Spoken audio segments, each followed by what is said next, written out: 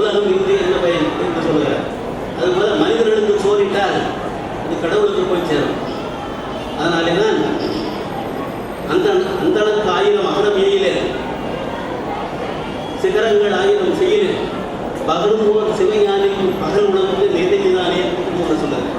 எனவே அப்படிப்பட்ட அன்னதானத்தை அவர்கள் சிறப்பாக செய்கிறார்கள்.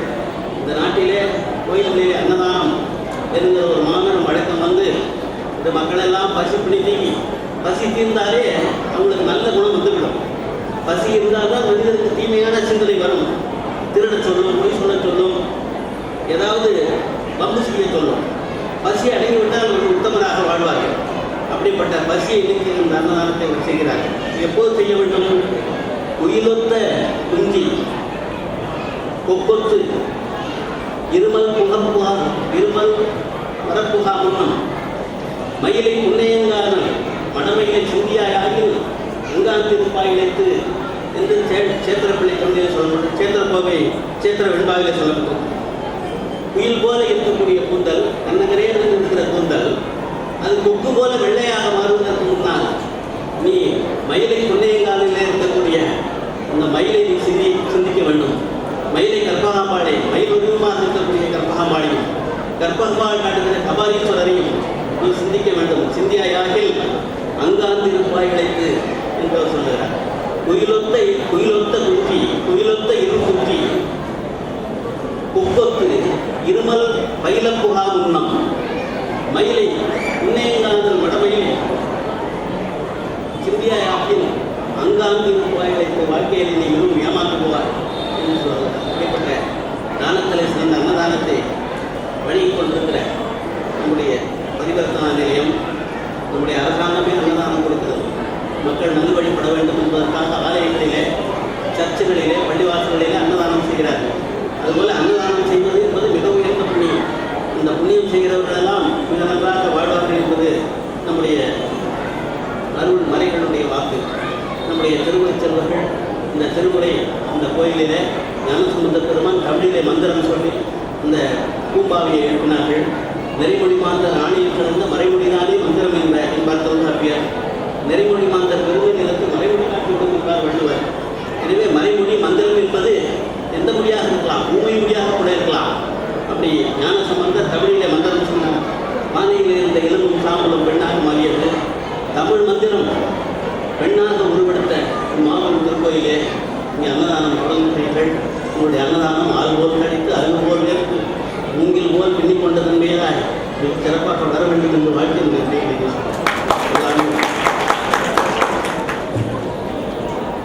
சுவாமிகள் ஆசிகள் வழங்கி நம் அமைப்பை சிறப்பித்திருக்கிறார்கள். அவர்களுடைய பொன்னார் திருவடிக்கு எங்களுடைய மனமொழி மெய்களாலான வணக்கத்தை தெரிவித்துக் கொள்கிறேன்.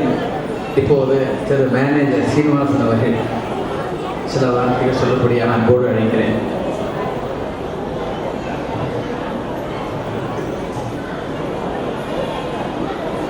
உங்கள் எல்லோருக்கும் இது தமிழ் புத்தாண்டு வாழ்த்துக்கள்.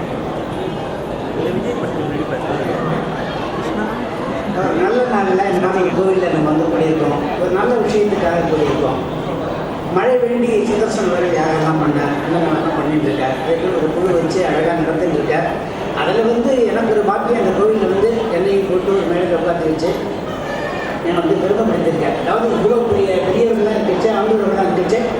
நான் அவளை பொறுத்தவரை நம்ம விஷயங்கள் தான் அந்த சபையில் என்னையும் உட்காந்து பெரிய விஷயம். நமக்கும் மேலே ஒருவர் இருக்கிறார், அவர் இறைவன். ஒருத்தர் ஒரு ரூபத்தில் அவரை வந்து வழிபடுறார். ஸோ அவர் இல்லாமல் எதுவுமே நடக்காது. ஸோ கடவுள் இருக்கிறார், எங்கும் இருக்கிறார். ஸோ தெய்வத்தை வழிபடுங்க, நாட்டுக்கு நல்லது.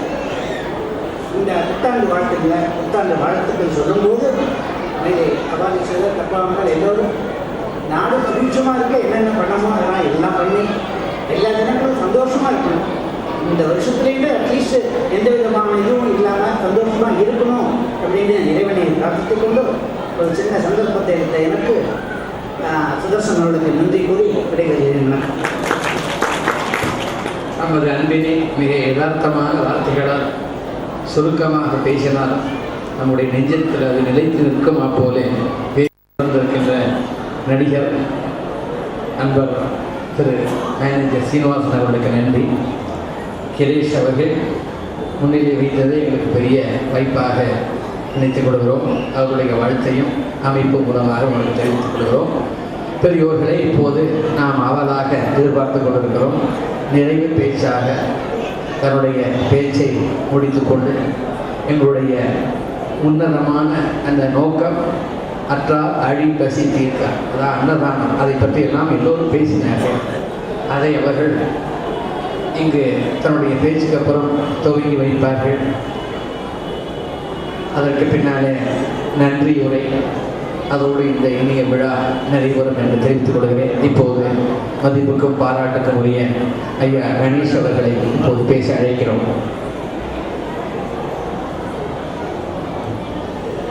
கடைசியில் பேசுறதுக்கு ஒன்றும் பெரிய ரகசியம்லாம் கிடையாது. எல்லாரும் என்ன பேசுகிறாங்கன்னு கேட்டுட்டு அதுக்கப்புறம் அவங்கள்ட்ட கொஞ்சம் வாங்கி விடலாங்கிறதுக்காக தான் நான் கடைசியில் பேசுகிறேன்.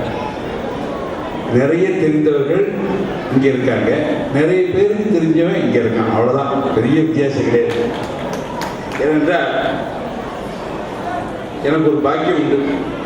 முத்துக்குமார் சுவாமி தம்பிரான் சுவாமியோட கிட்டத்தட்ட ஒரு 2-3 மேடைகளில் அவர் பக்கத்தில் உட்கார்ந்து அவர் பேசிய பேச்சுக்களை கேட்பதற்கும் அவருடைய திவ்ய தரிசனம் படுவதற்குமே நான் பெரிய புண்ணியம் பண்ணியிருக்கேன்.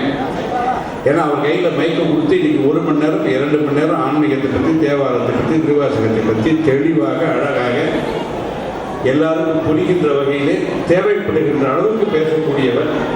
அவர் அத்தனை சுருக்கமாக முடித்து கொண்டார். ஏனென்றால் அன்னதானம் நடக்க வேண்டும்.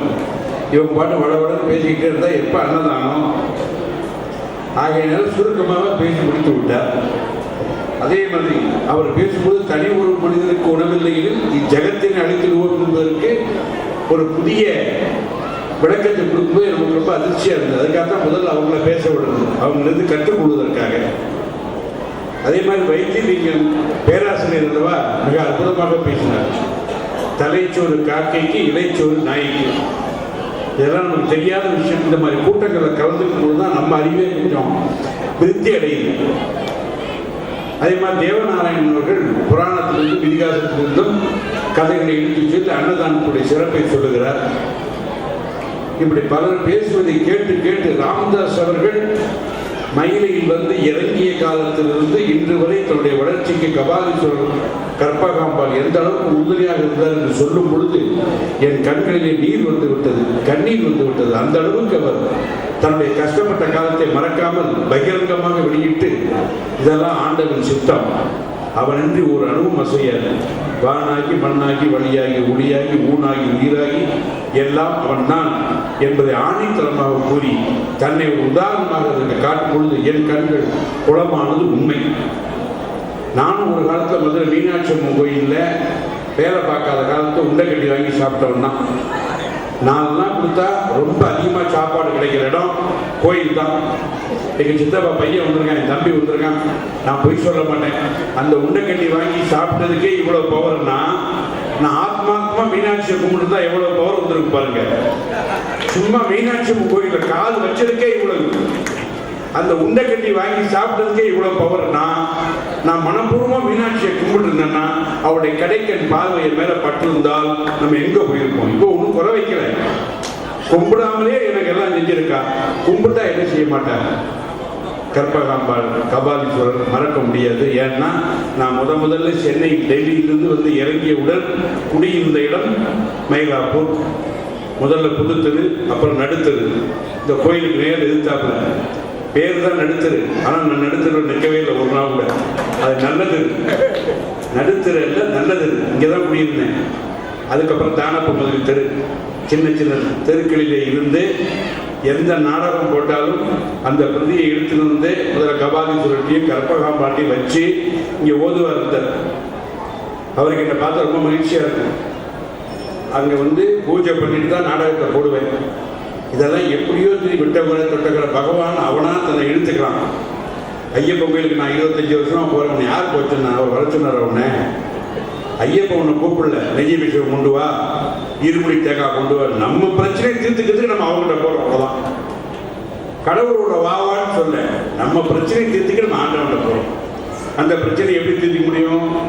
காலம்பரை இருந்து பட்டப்பட்டியா வீபூதிகள் போட்டுட்டு தன்னை மறந்து சாமி கும்பிட்டா மட்டும் போராது.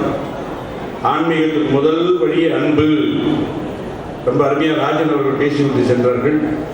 அன்பு செலுத்து. யாராவது பசின்னா கொஞ்சம் அன்னதானம் பண்ணு. அதில் சும்மா படோட பார்த்து ஒரு ஐயப்பன் கோயிலுக்கு நான் ஃபங்க்ஷன் பண்ணான் போனேன். இலை நிறைய சாப்பாடு 18 ஐட்டம் வச்சுருந்தான். ஏன்ப்பா இவ்வளோ போட்டிருக்க, நம்மளால எவ்வளோ சாப்பிட முடியும் அவ்வளோ பரமாறு. உங்ககிட்ட வசதி இருக்குங்கிறது இலையில காட்டாத. இந்த வயது அப்பேற்பட்ட வயது. ஒரு நாள் உணவை ஒழி என்றால் ஒழியாய், 2 நாளைக்கு 7 என்றால் 7ஆய். இந்த வயது அந்த மாதிரி வயது. ஒரு நாள் பட்டினியாக இருக்காது. போகிற இடத்துல கிடைக்குமோ கிடைக்காது, கொஞ்சம் லோடு ஏற்றி போனால் ஏற்றிக்கிறது. அது கொஞ்சம் தான், அதுக்கு மேலே வேண்டாம் போகிறோம் அப்படின்னு சொல்ல வேண்டியது ஒன்று தான், இந்த அன்னதானம் தான். அதை புரிஞ்சிக்காம 18 ஐட்டம் வச்சான். ஏன்பா 18 ஐட்டம் வச்சுருக்கேன், ஐயப்பனுக்கு 18 படி இல்லையா, அதனால 18. நல்ல வேலை 40 படிக்கலாம் போச்சு. 40 படியாக இருந்தால் என்ன பண்ணுமா, 40 ஐட்டம் சாப்பிட முடியுமா, ஒரு வாரம் ஆகும் சாப்பிட்றதுக்கு. அதே மாதிரி கல்யாணங்களில் பாருங்க, நம்ம சாப்பாடே தனி பார்த்தீங்களா, எப்படியா முடியும்? 7 ஐஸ்கிரீம், 8 பாதாங்கி, 3 குலோப் ஜாமுன், அவியல், பொரியல், கூட்டு, கிச்சடி, பச்சடி. உனக்கு எவ்வளவு இருக்குங்கிறது முக்கியம் அல்ல, ஒரு நாள் எவ்வளவு சாப்பிட முடியும். வீணா படோடத்துக்கு அவ்வளோ போடுவோம். ஆனால் மொத்த ஏழைன்னு வந்தால் போட மாட்டான். என்ன போயா வேற வேலை இல்லை, வர வர பிச்சைக்காரன் தொல்லை ஜாஸ்தி. இவனும் பல இடத்திலே மறைமுகமாக பிச்சை கேட்டு கொண்டிருக்கிறான். என்னென்னமோ பிச்சை கேட்கலாம். ஆகினாலே யதார்த்தமாக வாழ வேண்டும். நம்மை சுற்றி இருக்கிற எல்லா கெடுதலும் போக வேண்டும் என்றால் நிறைய நல்லது பண்ணிக்கிட்டே வந்தால் தான் நாடு நல்லா இருக்கும். அதில் ஒன்று தான் இந்த அன்னதானம். என் அன்னதானம் பண்ண தான் கூப்பிட்டாங்க. சரி, எல்லாரும் பேசுறது பார்க்கணும்னு நமக்கு ஒரு வேகம் வருது. பூவோட சேர்ந்த நாரும் மனம்பருங்கிற மாதிரி அவங்க பேசும்போது எனக்கு ரொம்ப உணர்ச்சி வசப்பட்ட. இவ்வளவு நல்ல விஷயங்களை கற்றுக்கிறதுக்காக ஆண்டவன் இந்த மண்டபத்துக்கு அனுப்பியிருக்கான். அதுக்கெல்லாம் மழை வேண்டி நம்முடைய வருஷா வருஷம் பிள்ளையார் சதுர்த்தி அன்னைக்கு நான், தேவநாராயணன், ராஜன் இவங்கெல்லாம் வழக்கமாக போவோம் வருஷா வருஷம். அடே அப்பா, அண்டாண்டவா எவ்வளோ அண்டா சாப்பாடு கொடுவாரு, எங்கேருந்து பணம் வாங்குறாரு, யார் கொடுக்குறா, ஒன்றுமே தெரியாது. எனக்கு பரமாறி கையெல்லாம் வலிச்சிருச்சு. என்னால் இதுக்கு மேலே பரமாற முடியாதுயா. கூட்டம் வந்துக்கிட்டே இருக்கு. டி நகரில் ரங்கநாதன் ஸ்ட்ரீட் பக்கம், ரங்கநாதன் ஸ்ட்ரீட்டில் நாமெல்லாம் போகும்போது நாமளே தொலைஞ்சு போயிடுவோம். யார்த்தையா கையை பிடிச்சி போனால் தான் உண்டு, அவ்வளோ கூட்டம். அந்த கூட்டத்தில் இப்படித்தான் சாப்பாடு போடுறாரோ. நாங்கள் வருவது இவருக்காகத்தான். இவரை கூப்பிட்டா எங்கே கூப்பிட்டாலும் வந்துருவோம் நாங்கள். அந்த அளவுக்கு தன்னை காலையிலிருந்து ஃபங்க்ஷன் நடத்துகிற பரிவர்த்தனைங்கிற ஒரு அமைப்பை வைத்துக் கொண்டு காலையிலிருந்து ஃபங்க்ஷன். சார் வந்துடுவீங்களா சார், சார் வந்துடுவீங்களா சார். இதில் ஒரு பெரிய அதிசயம் நடக்குது இன்னைக்கு. ஆக்சுவலாக இன்னைக்கு இருக்கிற ஃபங்க்ஷன் நான் மறந்துட்டேன். நான் பெங்களூருக்கு ஒரு துக்க விசாரிக்கிறதுக்காக போனேன். அவசியம் போய் ஆகணும். ஒருத்தர் சொன்னார், வருஷ பிறப்பதுமா துக்க விசாரிக்க போறியே, இன்னைக்கு இல்லாமல் வேற ஒரு நாள் போகக்கூடாதான். இன்னைக்கு வந்து எனக்கு நாள் இல்லை, டெய்லி ஏதாவது ஷூட்டிங் இன்னைக்கு இருக்கு. இன்னைக்கு ஒரு நாள் தான் அவைலபிள். காலம்புற ஃப்ளைட்டில் போயிட்டு சாயந்தரம் 5 மணி ஃப்ளைட்டில் வந்துடலான்னு போனேன். ஏர்போர்ட்டுக்கு போனேன். இன்னைக்கு ஏர் டெக்கான் கேன்சல், வீட்டுக்கு போட்டான். மயிலாப்பூர் கபாலீஸ்வரர் கோயிலில் பேசுறேன்னு சொல்லி ஒத்துக்கிட்டு எப்படா பெங்களூருக்கு போகலான்னு சொல்லி ஆண்டவனே இன்னைக்கு அனுப்பி வச்சுட்டான். ஆண்டவன் இருக்காங்கிறதுக்கு பல சமிக்கைகள் உண்டு. சேகரபுரியில் போய் நான் போய் ஏதோ 10 பேர் தேவதாரன் சொல்லிட்டு இருந்தேன். ஆண்டவன் வந்து பிள்ளையார் வந்து தும்பிக்கையோடு வரமாட்டார். வந்தால் நம்ம பட்ட அக்குவித்துக்கும் தூக்கி இந்த வெளியில் இருந்துருவார். முருகன் சூழாயத்தோடு வரமாட்டான். வந்தால் நாம் பண்ணுற தப்பெல்லாம் அவனுக்கு தெரியும். அவன் நேரில் வந்தால் என்ன ஆகுது, சமகாரம் பண்ணிடுவோம். முருகன் ஏதோ சும்மா அப்படி இப்படி இருக்கிறதுனால நம்ம படைச்சிக்கிட்டு இருக்கோம். அந்த சேகரத்துக்கு போய் ஏதோ வாங்கினேன். அவங்க என்ன பண்ணால் சின்ன சாய்பாபா படம், ஷிரடி சாய்பாபா படம், இதை வச்சுக்க சார். நான் வேணாங்க, இப்படி சின்ன சின்ன படம்லாம் கொடுக்காதீங்க, அது வீட்டில் நிறைய இருக்குது அப்படின்னு சேர்ந்து போகுது. கொஞ்ச நாள் அவங்க தூக்கி எரியும், மனசு வர மாட்டேங்குதுன்னு சாமி படம் கண்ணை குத்திருமோன்னு பயம். வச்சுக்கிறதுக்கும் முடியல, அப்படியே சேர்ந்துக்கிட்டே இருக்கு. என்ன பண்ண தெரியல. அதெல்லாம் எனக்கு வேண்டாம், ஏன் நீ வச்சுக்க, வேற யாருக்கா கொடுங்க அப்படின்னு வந்துட்டேன். வீட்டுக்கு வந்து பார்த்தா இது நடந்த சம்பவம். இதுக்கு மேலே உதாரணம் தேவையே கிடையாது. நான் வீட்டுக்கு வந்து பார்க்குறேன். அப்போ என்னுடைய 60ஆவது வயது பூர்த்தியாக சஷ்டியுக்த பூர்த்தி முடிச்சுட்டு வந்திருக்கேன். அந்த நிகழ்ச்சிக்கு வர முடியாத ஒரு நண்பர் என்னை பார்ப்பதற்காக வந்தார். வந்தவர் பெரிய ஷிரடி பாபா படம் கொண்டு வந்தார். உனக்கு சின்ன படம் தானே வேண்டாமே, இந்தாயா பெரிய படம் வந்திருக்கேன். அவனுக்கு எப்படி தெரியும்? இப்படி தான் தெய்வம் வரும். தெய்வம் பல ரூபத்தில் வரும். இன்னைக்கு அன்னதான ரூபத்தில் வந்திருக்கு. இன்னைக்கு அன்னதானம் பண்ற அவர் சிறப்படைகிறார். அந்த நிகழ்ச்சியிலே கலந்து கொண்டு உட்கார்ந்து இருக்கிறார்களே அத்தனை பேரும் தெய்வத்தினுடைய அனுகிரகத்தை பெறுகிறார்கள். எல்லாத்துக்கும் மேலாக 1000 பிரச்சனை இருந்தாலும் அவைகளை எல்லாம் விட்டு இந்த மண்டபத்தில் திரளாக அமர்ந்து கொண்டு இந்த அன்னதான சொற்பொழிவை கேட்க வந்திருக்கிறீர்கள். நீங்களும் புண்ணியம் பண்ணியிருக்கிறீர்கள். வேற ஒன்றுமே கிடையாது. ராகவேந்திரன்ற படம் நீங்களாம் பார்த்துருப்பீங்க. அப்பண்ணாச்சாரியார் ஒரு கேரக்டர். அந்த படம் ஆரம்பித்து ஷூட்டிங் ஆரம்பித்து 10 நாள் ஆச்சு. என்னை கூப்பிடுவாங்கன்னு பார்த்தா யாரும் கூப்பிடவே இல்லை. நமக்கு ஃபோன் பண்ணி கேட்டு பழக்கம் கிடையாது. சரி, நல்ல படம், ஆன்மீக படம், இதில் ஒரு நல்ல கேரக்டர். நம்மளாம் பிறந்ததுலேருந்து ஆன்மீகத்தில் தான் ஈடுபட்டிருக்கோம். ஆன்மீகம் சம்பந்தப்பட்ட நமக்கு ஒரு வாய்ப்பு இல்லாமல் ஒரு படமா அப்படின்னு நினச்சிக்கிட்டே இருந்தேன். ஆனால் கூப்பிடவே இல்லை யாரும். ஒரு 12 நாள் கழிச்சதுக்கப்புறம் இங்கே என் ஒய்ஃப் வந்து அக்கௌண்டன்ட் ஜெனரல் ஆஃபீஸர் வேலை பார்த்துட்டு இருந்தாங்க.